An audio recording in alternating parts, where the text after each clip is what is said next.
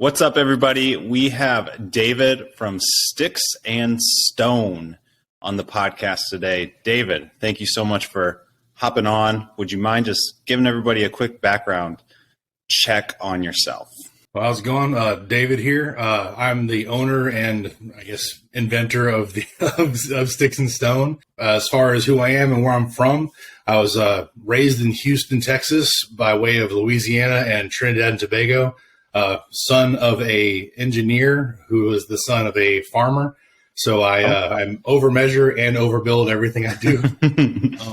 I played Texas high school football, got a scholarship to play college football. Through that, I was able to get 2 degrees in my bachelor's in kinesiology and health promotion and my master's in kinesiology and sport performance. Turned that into a strength and conditioning career. Worked at 3 universities, a minor league baseball club, a private facility, and most recently, for the past almost decade, a prominent high school here in South Houston as a strength and conditioning coach there as well. I'm a father of 2, husband of 1. Gotcha. And now I'm gotten out of the coaching scene and owner of Stix and Stone. Okay, so you're doing this full time. Yes, sir. Cool. That's awesome to hear. How about what did you enjoy the most while you were coaching others? Honestly, it was the almost daily small successes that you see your athlete realize. As far as I love the youth aspect. I work with professional and college, but the high school clean slate that has never lifted a weight before and getting to progress them from 7th grade through their 12th grade year, trying new programs and letting them see what truly blossoms them and their strength, their conditioning and their muscle size and ability to play their sport better, from not just on getting a new max on squat, but them being able to balance through a single leg RDL better or anything, those small little things, letting them realize, hey, that's a win today. We got that. Letting them see that it doesn't have to be a giant trophy in the cabinet. It could be a daily response to a stimulus that we've been working on for the past 4 weeks, and that they've gotten better at it at that point. Cool. How about, so I think before we talk about the story of Stix and Stones, would you mind just telling everybody in your own words what Stix and Stone is? Well, what it is now it's honestly still a surprise to me.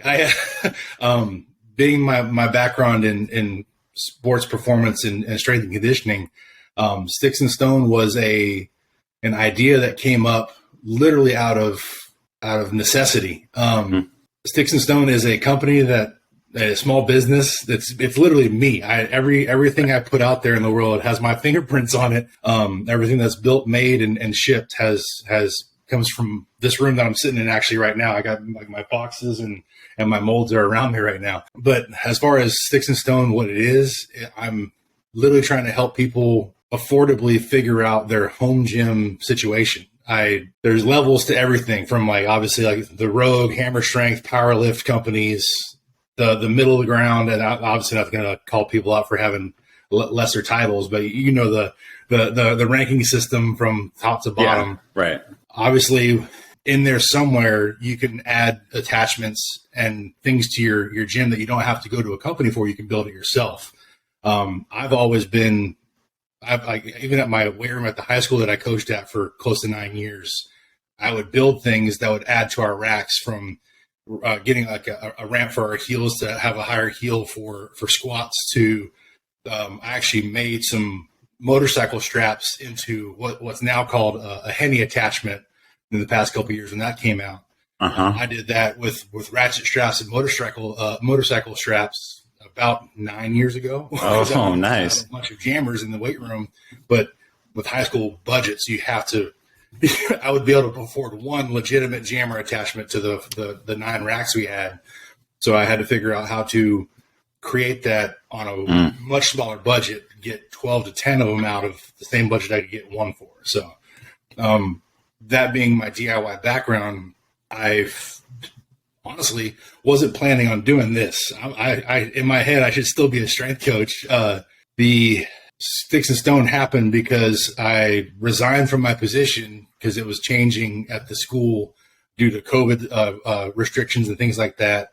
And I was going to spend more time with my family because honestly, we didn't know if we were going to have to be teaching from home with online class for the next 2 to 5 years, whatever that looked like. Right. So made the decision to stay at home and not be at the school for 18 hours a day. And in that, I wanted to work out in my backyard.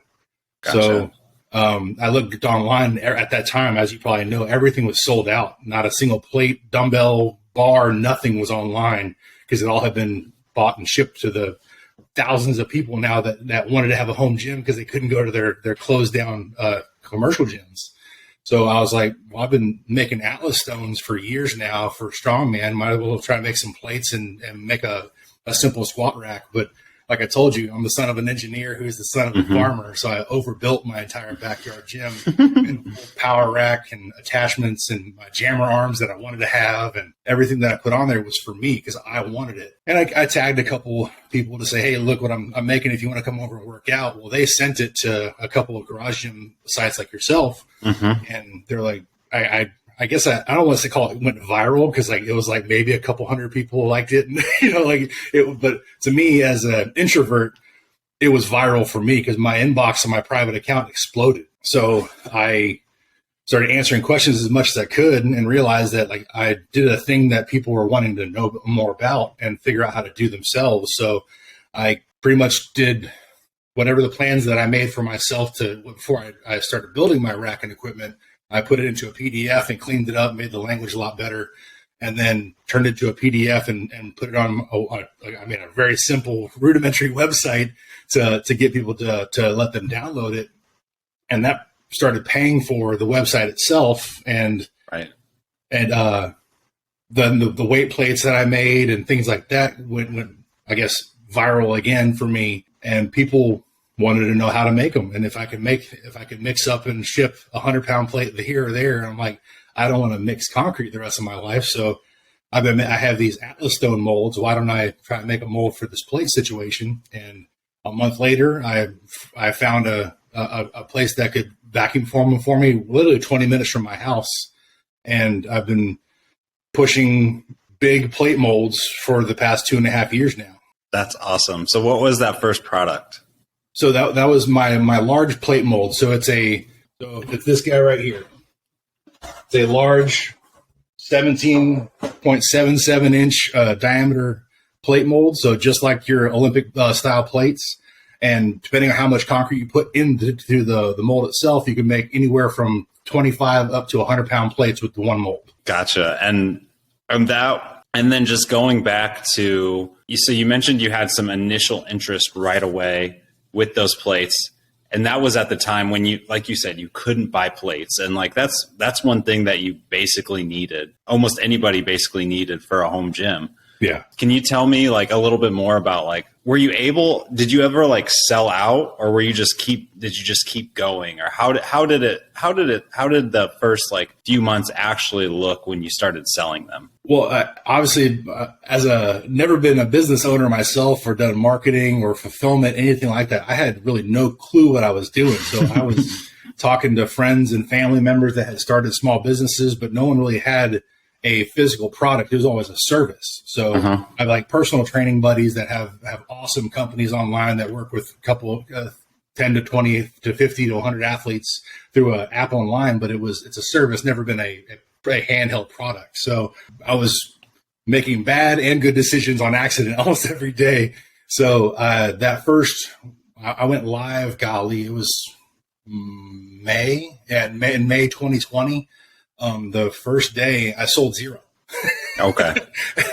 So I was like, okay, well, I mean, maybe this is just a thing that only a couple of people might want, but got a little worried about me because I put a ton of my funds into trying to get this going quickly for people that were interested, but obviously interest and wanting to pay for something is two different things. So the first day 0, and then the first order actually was he bought it and then wanted a refund and wanted to return it because he found plates online that's like Craigslist or something like that he could do instead. So I was like, more power to you. Cool. I'll refund you. Don't worry about it. I haven't even got a chance to pack it yet. So A little sad that my first Yeah. was a return or a refund, but word of mouth started getting around. I got a couple out there for first sales.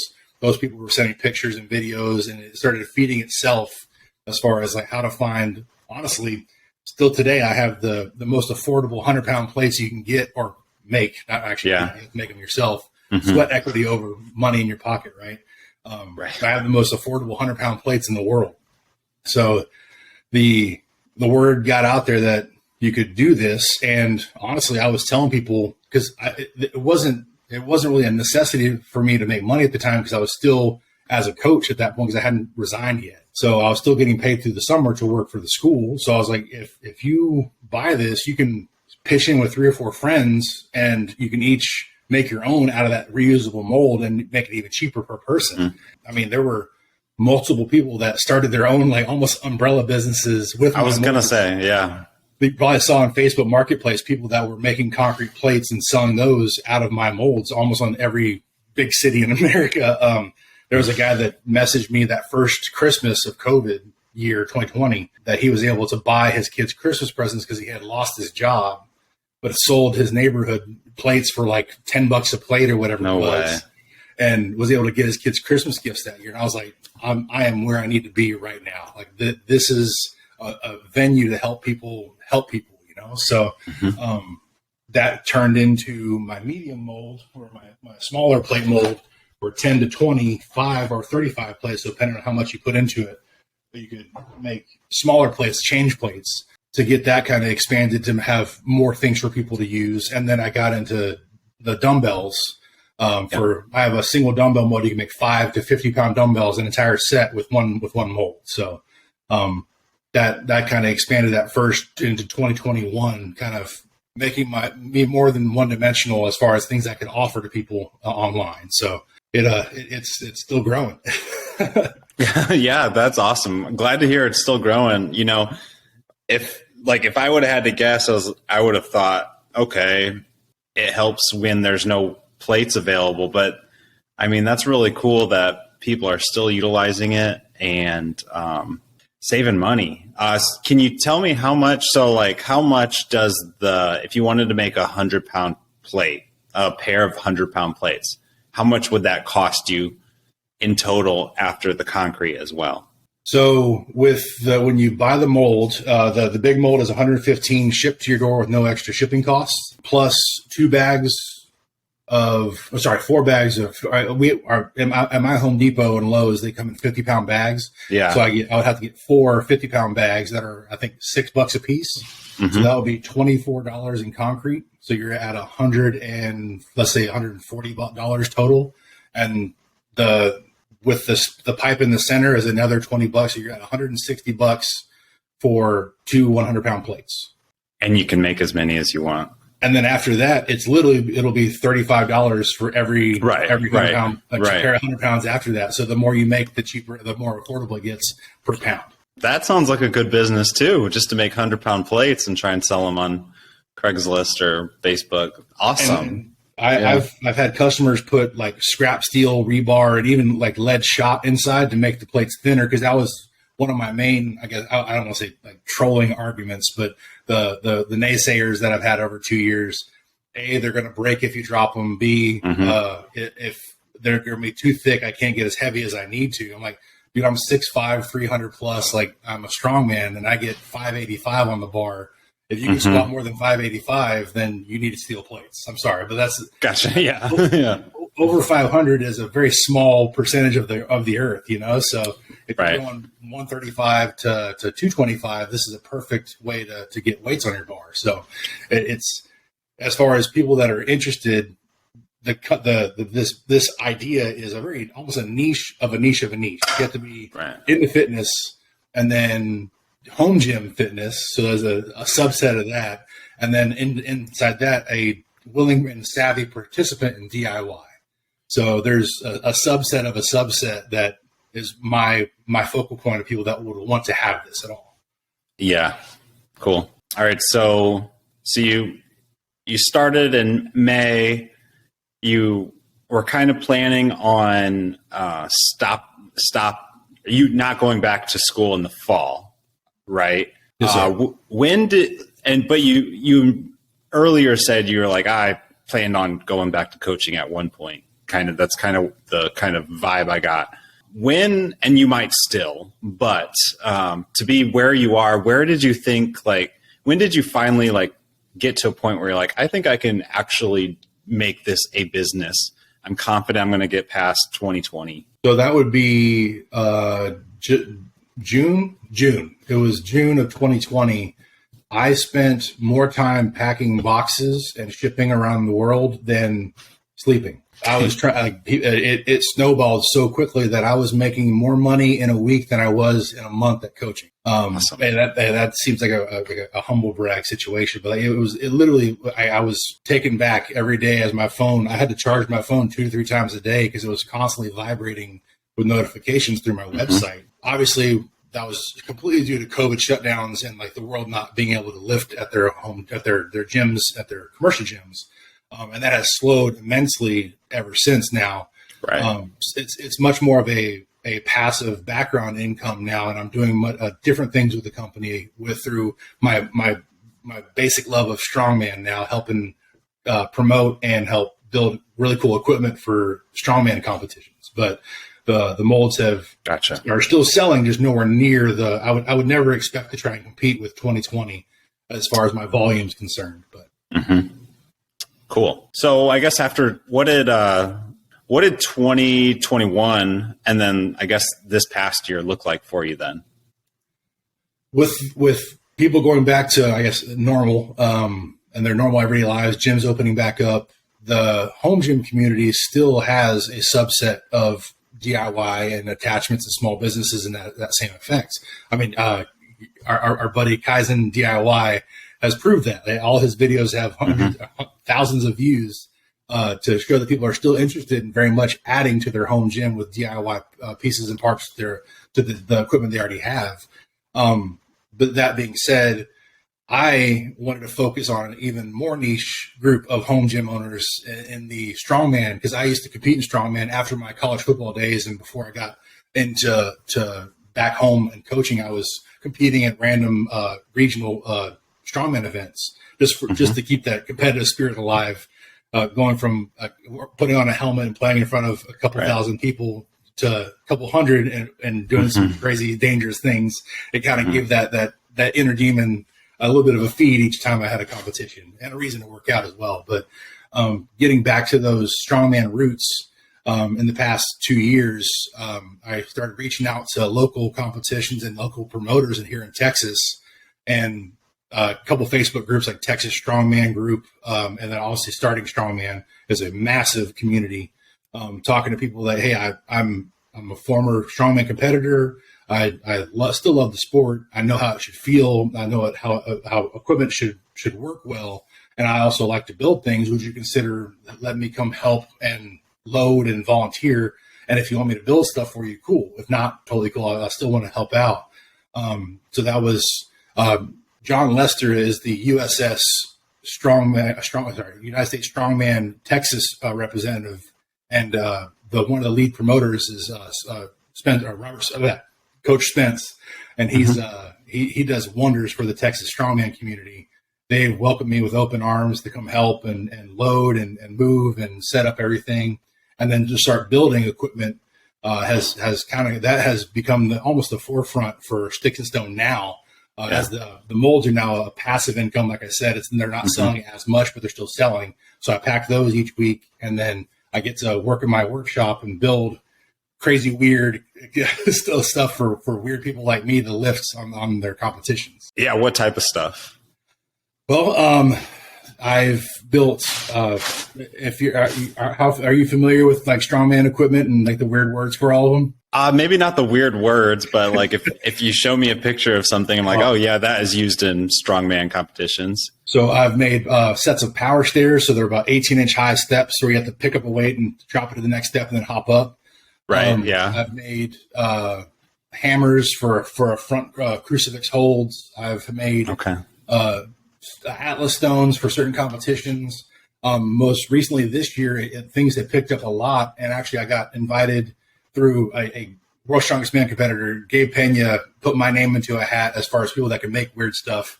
And I'm thankful to him for putting my little business name in for Strongman Corporation. They run the Amateur Arnold in Ohio.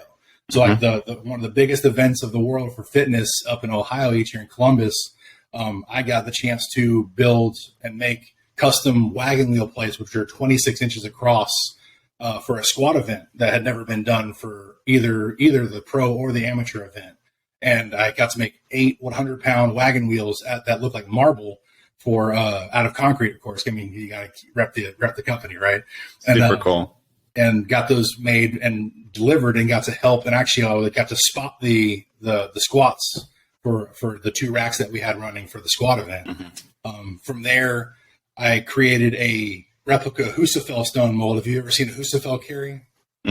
Yeah. Seen like the Rogue documentary about Iceland and Scotland, like the historic stones. I have, yeah. That's my new niche hobby. I wouldn't say new, I've been doing it for years, but that's my niche hobby. I travel the world and I pick up heavy stones. Oh, that's awesome. So if a normal person would go to go see castles or to go to do the normal touristy things, I go off the beaten path and go on an Easter egg hunt around the Scottish Highlands and Iceland and Faroe Islands, go pick up historic stones. So in my travels to do that, I realized that all of the stuff that we use here for the Husafell stone, to train to either go there, do it, or for competitions here, all of our steel Husafell coffins are much larger than the actual stone. So I did some measuring and a whole bunch of pictures, and I made a true replica mold for concrete to make in my driveway right now. I have the actual Husafell size and thickness and replica Husafell stone in my yard. And I've sold a bunch of those. Actually, again, Gabe Pena allowed me to bring 6 Husafell stones of different weights down to his big competition this past March for beer stone. And it was a pro-am. So a bunch of the pro strong men and women got to carry the Husafell stones that I made, which was a whirlwind, crazy. Yeah. They were to be a strength coach that traveled the world to pick up stones by myself, and then to see a couple thousand people screaming at this pro, Bobby Thompson. All these guys, and the females. Oh my gosh, the ladies were carrying it too. It was crazy cool to see how these people screaming at this person carrying the thing that I made in this competition. Was like this pinnacle moment for me. Super cool. Yeah. I've made have you heard of the Clash, the lightweight strongman division that's been going around this year? No. So Clash on the Coast is it's all the lightweights and middleweights. So the heavyweights have their opens, like World's Strongest Man, OSG, all these big competitions. The lightweight categories now have what's called a Clash. It's anywhere from, I want to say 64 kilos up to, I want to say 87. So somewhere in there. And anywhere under 200 pounds, pretty much, the lightweight strong men and women get to go and just do their one class. So normally it's everyone from 150 pounds up to 400 pounds, all in their weight classes on the same day. It's just one class working against each other for qualifiers for what's called Clash on the Coast. And I got a bid to do what they lovingly called Flintstone plates, which is these big boulders that each weighed 100 pounds, much like the wagon wheels, but smaller and more natural stone looking, on a bar for the women's deadlift competition. So it was I made 4 100-pound plates. So they had, I think it was like 420 total on the bar for a deadlift for reps competition. So that was another weird, making weird things for weird people to pick up and put back down again. And after all that, I got one of my favorite memories now. This past September, Brian Shaw has his Big Shaw Classic every year. This was his second or third year now. And him and his wife, Carrie, reached out and they wanted me to make mini Atlas stones. So a tiny little 3-inch Atlas stone with their logo on top to give to the athletes, to give to the VIPs, and then to sell in their shop upstairs for the competition. So I got to bring 175 or 180 tiny Atlas stones, drove them to Colorado, and got to help load and unload and kind of hang out with the pro strongmen while they competed on that 2-day event. And then see that really cool and awesome time was it was Brian Shaw and Trey Mitchell at the final, and whoever won the Stone run was going to win the event and get the first place prize. And as soon as Trey won it, I was looking at the crowd and this little kid holding this Atlas stone with all these signatures from the Strongman on it. And like the thing that I made has his heroes' signatures on it. And just like another like really cool like core memory moment of this kid having this thing that I made that like made his weekend like a core memory for him probably, you know? So it's been really cool this year. I don't think I'll ever top the memories I have from this year, from the things that I've gotten to go do and see because of this weird idea of a company that I came up with. That's, as you were going through that list, I was just thinking like, wow, none of this would be possible. It would likely be impossible if you didn't start this, like just start creating and selling. That's awesome, man. I mean, you mentioned it's the best year ever, but I'm sure like as long as you keep going, you're going to top those memories. I'd be curious to hear, like, if you had to describe the community of Texas Strongman, what does that look like? And then maybe if you could, just the the Strongman community in general. Eclectic. What? It is a random gamut of really honestly good people. Yeah. I mean, any congregate of humans that you're going to have put together, there's going to be kind of thirds, like the top third that are all in and love it and do all the right things, the middle third that are there because it's fun, and then the bottom third that are kind of there to with not really devious reasons, but they're just there to slack and just say that they're part of stuff. I mean, as a high school strength coach, that was every group and every team I worked with. There was the go-getters in the top end, the middle that could backslide or could go closer to the top, but you wanted to focus on them to get them closer to the top. And then the kids that were just there to say they were on the team or just there because their parents were making them and you wanted to just make sure it was fun for them so they wouldn't backslide too far. But yeah, with the Strongman group, it's really cool to interact and get obviously.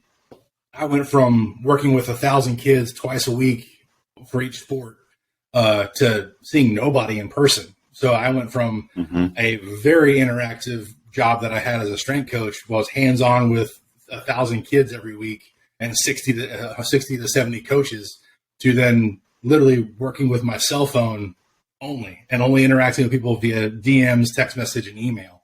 Honestly, it made me almost have social anxiety for the first year or so because I wasn't used to talking to people, and then hearing on the news that if you're overweight and diabetic, you might die immediately from this crazy ghost virus that was out there, right? And not knowing any of the science behind it as far as the virus is concerned. I am a oversized male that is also diabetic, so I have to worry about that. And then supposedly this thing was out there murdering people just like me. So you were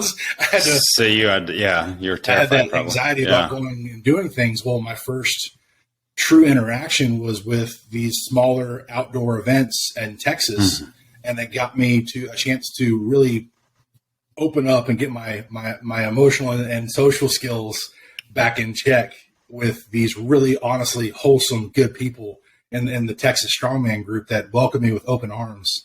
The Facebook group, Texas Strongman group, is awesome. 99% positive almost every day as far as people posting the stuff they're working on or stuff they built for their home gyms. Or even I had a competition this past weekend. I got third. I'm kind of sad about it. And then everyone kind of like, hey, don't be sad. You're third best at that That's awesome. Like, there's a lot of positivity, a lot of wholesome, good things in the Texas Strongman group. And that kind of expands to the starting Strongman group, which is like, I think upwards of 100,000 people now in that group. Wow. Cale Beck has grown that thing really well over the past, I think 8 or 9 years he's had it now. I mean, it was in a Super Bowl commercial a while back. I remember seeing him on the Facebook commercial for the Super Bowl. Had a bunch of guys picking up, I mean, they were foam, but like Atlas stones and stuff on the Facebook commercial. But yeah, it's blossomed into something really cool for an intense amount of information. You put a question up there, there'll be 95 comments almost within the hour, either positive, negative, or neutral, about what you have your question about. But it's interesting. As a college football player, you knew that the people that you were going against did not have your best interest involved or at hand or in right. mind. Totally Like, different. if they could injure you, they were going to do it to get their win. And like, it was us versus them. In strongman, it's totally different. It's us versus the weight. It's us versus the implement, the piece of equipment. If I'm about to do a 5-stone run that goes from 250 to 350, and the guy that just went got only 4, he's going to be yelling at me, wanting me to get that 5th one and challenging me through all 5 reps to see if I get that 5th one. And of course, there is that competitive spirit. You want to win, but you also want to see something spectacular at the same time, because it's a power. I love powerlifting as a strength nerd. I love the history of powerlifting and where it came from and where it's at now today. But kilo plates and the calibrated plates, they're really thin. They're small. They're always the same no matter what competition you go to. 225 pounds is going to look like 100 kilos is going to look like 100 kilos, right? Like it's 2 blues. And if you go to a strongman contest in Vermont or a strongman contest in Texas, or even just in Texas itself, Houston to San Antonio, it could be 5 totally different events. And even if it's the same event, it could be made by 2 different people and be totally different in its own right. So a 100 kilo Atlas stone could be 101 kilos over there. It could be dusty. It could be covered in tacky. There's all these different weird things that make it more about the athletes against the equipment instead of athlete versus athlete. Makes sense. How long have you been involved in strongman? So I was a competitor. Golly, it was 2009 was when I first got into it. 2009. Once I got out of college football, I started training, competing back then. And it was NAS back then. So it was one National Association of Strongman. Kind of did really well in the South region. Arkansas, strongest man. Central Texas, North Texas, strongest man. Louisiana, strongest.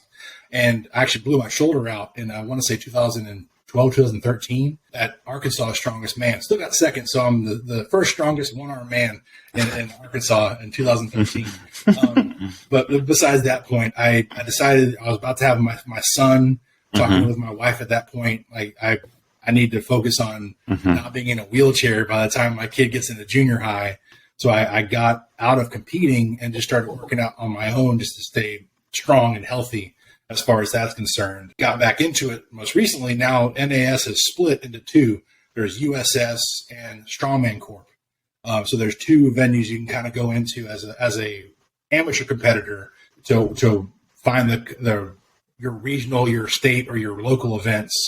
And they're all on the kind of the same website, but they're both 2 different corporations. Gotcha. That makes sense. So you've been involved since 2009. How have you seen it evolved in the last 13 years or so? Honestly, as far as like training speak, by volumes, the amount of people that are involved, the amount of eyes and the spectacle and the viewership of it. We can be very thankful to companies like ADL Live. Don Souza and his lovely wife, they live stream the past 2 years. They've live streamed more strongman events from local, regional to the Arnold to they've done all the clashes. They've live streamed more strongman events than have ever been done before. They got the bid for the Shaw Classic, and when I got up there with my little Atlas stones, I saw Don there because he's Austin based. He's a Texas guy as well. He was like, "What are you doing here?" I was like, "What are you doing here?" And both 2 Texans are now working up in Colorado for this big event, for a strongman event. But yeah, it like Don has helped make it more visible to the person that may not know about it or may not know enough about it to try it. And it's just grown exponentially in the past 5-10 years. Yeah, I mean, as an outside observer, that's what it seems like on my end too. So that is cool to hear. What about? I mean, where do you see strongman in 5 years?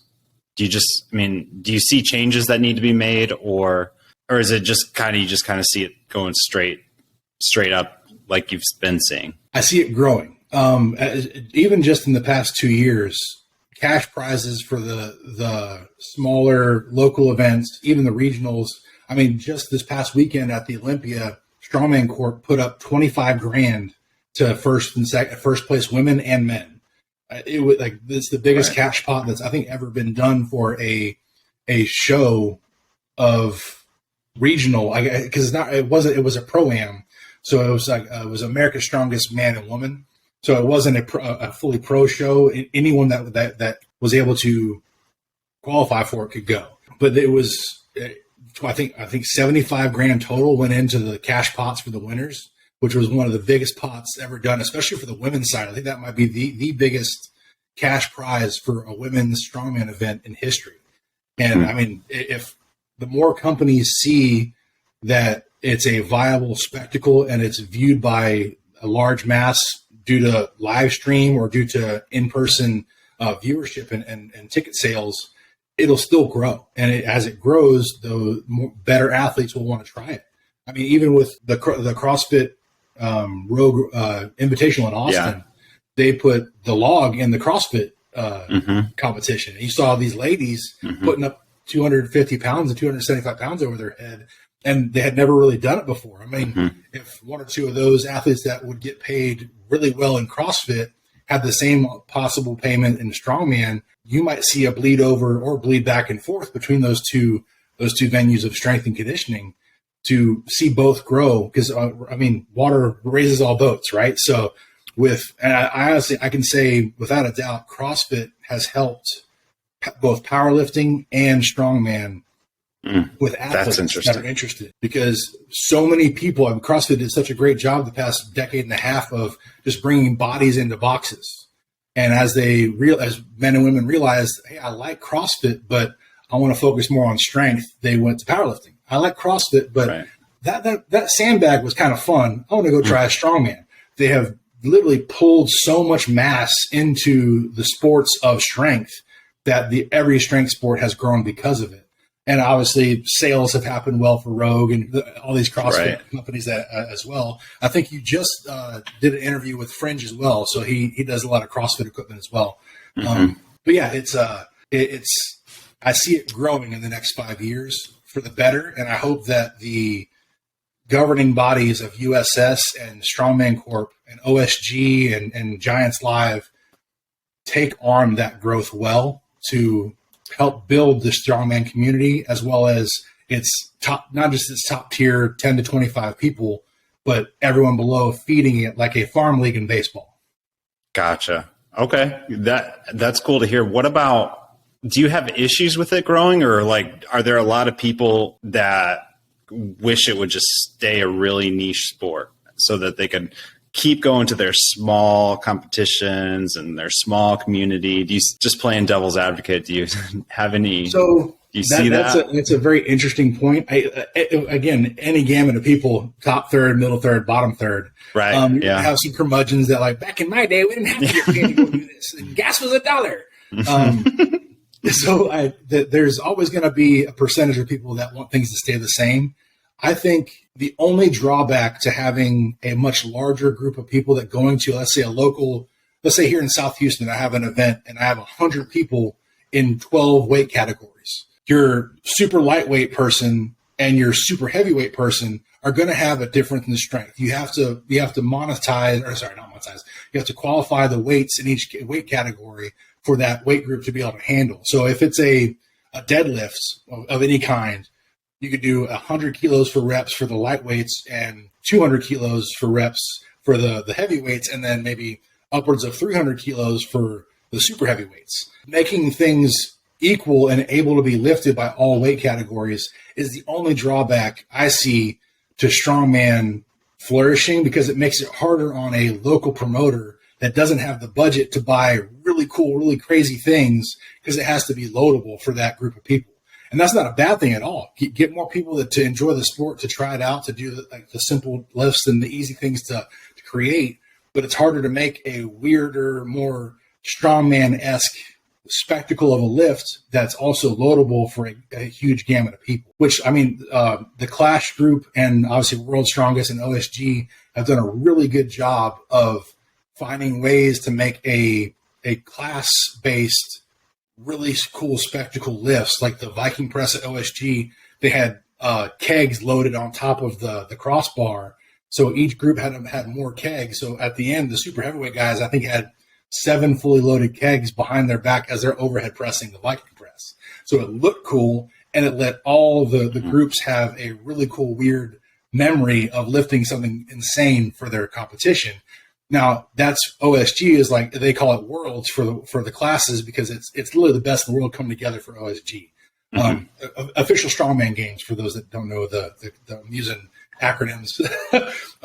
But yeah, the smaller, like, let's say you have a novice competition in East Texas, that person will maybe have 60 people or 50 people that want to go to this and pay their fee to get in. You don't have the funds to do a crazy cool big Conan's wheel or things of that nature. You can do like sandbags, barbells, circus dumbbell, and it will be a much simpler and easier way to do it for the promoter and the volunteer workers to help load and unload. But it's harder with as many people that may want to do that event, that it would slow it down because you can't do as cool of things. And there's a bunch of people that online say that Strongman's gotten too close to powerlifting because it's always a straight bar deadlift, an overhead press, and a carry at every event, or a sandbag at every event. But that's the nature of the beast when you have so many people interested of different weight classes, that you have to make amends for the masses. And as you get upper echelon to the regionals, to the state, to the national and the world's titles, then you can pool that money with the bigger promoters and the bigger sponsorships to do even cooler lifts. So that'd be my only, as devil's advocate, because I love having lightweights and heavies across the board at every competition.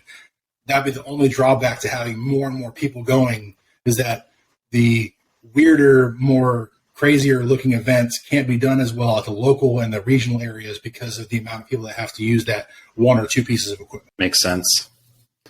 Cool. Well, let's finish off with a few more questions that I have about Stix and Stones. But I just want to reiterate how cool it is that you've been able to get into this world even further through this company. So really cool. But back to the equipment. I mean, it sounds like weights are the most popular product. Is that by far, or am I wrong? Well, the PDFs have sold well. It has. Okay. I've put, I think, 37 pages into that PDF to show people how I built everything that I lift with on a daily basis. The big mold and the medium and the small plate molds have sold really well. They're my number 1, number 2 sells. My kettlebell mold, I did not do a good job of marketing and talking about, and it is probably my least sold item that I'm most proud of, because it was this idea I had that I wanted to have a single mold that you could have 20 to 70 pound kettlebells made out of,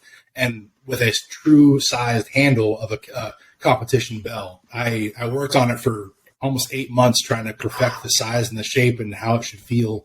And I didn't talk about it enough once I sold it, because I dropped it during Christmas, and I was so busy with the family that it just never truly got traction out there. It sold a few at more than I not as many as I wanted, but still well. But it was definitely not my best selling piece, but I'm most proud of that one because of how it turned out. And most recently, I don't have one here, but they're out in my storage unit. I've just dropped a body tempering roller mold that I've worked with Donnie Thompson on for the past few months. I went to one of his, he had a summit for body tempering for a bunch of massage therapists and PTs in Dallas, so about 5 hours north of me. And so I went to go talk to him. I was like, I have this idea. What do you think about it? He was like, let's do this, because he holds the patent for that design and how to use it correctly. So I wanted to make sure he was cool with me trying this weird idea for a reusable concrete mold to make a 100-pound roller that could also be down to where it's 50 pounds and upwards of 150 to 200 if you put steel inside.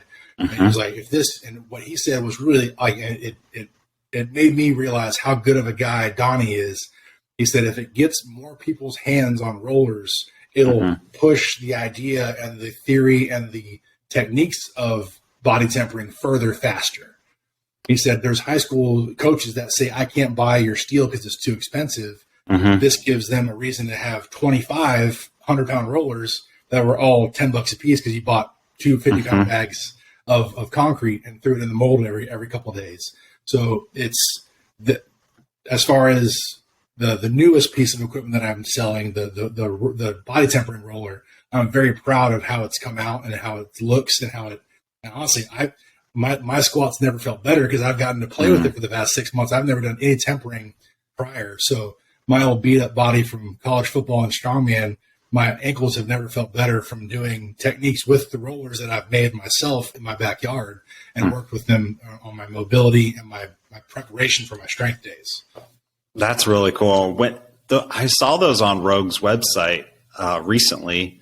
Do you have any update as to like how they're selling? They're selling well. So I'm selling on both my website and the Rogue website. So if anyone wants to look, check it out. Check out the Rogue website and mine. Donnie, in his wisdom and kindness, told Rogue about me selling these, and they said, "Oh, we'll definitely put it on our website too to get more people's eyes on it," because they're obviously Rogue Fitness has much more eyes than my tiny little website in the corner of the internet. So I'm very happy that he connected me with the people at Rogue to get this idea seen on their website. So if you go to the Rogue's website and type in tempering, it's the steel roller, the high roller mold, the Kabuki strength, boomstick, and their little boomer, I think it's called, and then the table made by AbMat, which it's a really hilariously cool thing for me. Again, another core memory that my small website's name is right next to both Rogues, Kabuki's, and AbMat. Yeah. The AbMat guys are awesome. I love them. The stuff they've come up with and helped people put out there in the past 2 years has been so cool to see. And to be on the same webpage search column on the Rogue website as them, kind of gets me giggly. So it's been really cool. Yeah. What a world. That's awesome. So where is your focus with Stix and Stone this next year? And then maybe where do you see it in 5 years? So I'll try anything once, twice if I like it. It's if someone comes with me with an idea that they want to try, I'm down to figure it out. Again, son of an engineer, who's the son of a farmer. I love trying to build new things that are crazy and weird and useful. I don't sell a single thing on my website that I don't personally use. Everything that I've made has been because I personally believe in it enough to try it and use it. So I'm not. It's not obviously you probably saw 100 different companies that sprung up in 2020 solely for this random crazy thing that they had made overseas and shipped really quickly, and they disappeared as soon as things started breaking. Yeah. I don't ever want to be that company. I only do things that I fully believe in. I'm never going to put my last name on anything that is going to possibly break and not be up to standard. So anything that I do choose to walk into and work on in the next year to 5 years, I can honestly promise that it's going to be too strong for the person that's using it. Yeah, and I got a couple things in the works in the next 12 months that I can't really talk about right now yet, but there are some cool things happening. Once those are no longer NDA, then I'll be able to speak more about it. But yeah, things are looking really interesting. And again, I'm still so surprised that I'm not in a weight room coaching right now as things keep growing and working for me. So 2023 is going to be really cool. I'm excited to see what all comes of it in the next 12 months and in the next 5 years as well. Nice.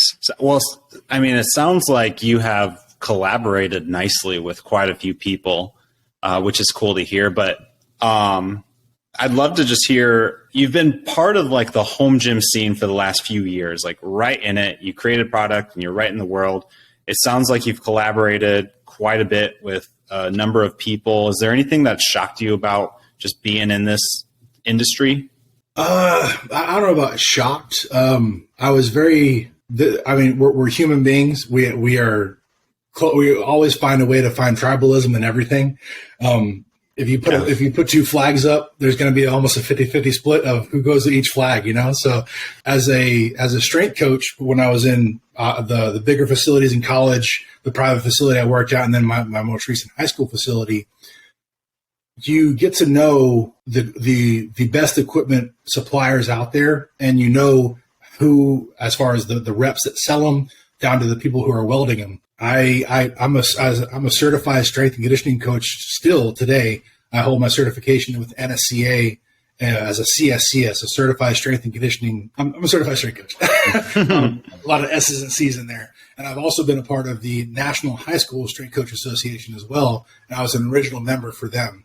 So with those two groups of certified coaches that are there to help their athletes, we always kind of talk about, hey, I got this thing. I got this product from this company. They were awesome. Customer service was great. Their price is good. Talk to so-and-so, blah, blah, blah. There's always that inner circle of who you got stuff from and who you would go to again.